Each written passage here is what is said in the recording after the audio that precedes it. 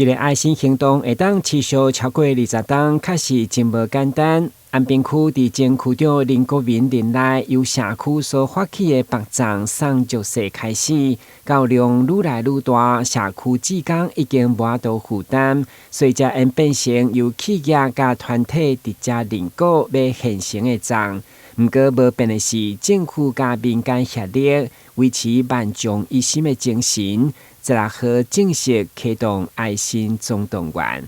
请起立！一是万众一心温馨关怀活动。响应我们市府我们市长洪宇哲市长的一个关怀温暖的一个政策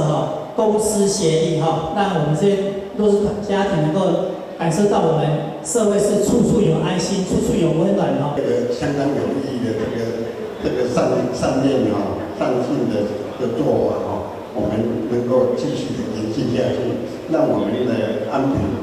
充满了温馨温暖的这种感觉。今年伫安平行善团的小厅已经捐赠超过7300粒粽，将伫这2天发送予区内计12户独居长辈等1200弱势家庭。会中区长嘛以颁奖予所有善心人士甲团体代表，其中前安平区长赖清竹则以民政局专委的身份代表市长感谢各界爱心。从心里面也感谢这2位区长这样子好的就要继续再下去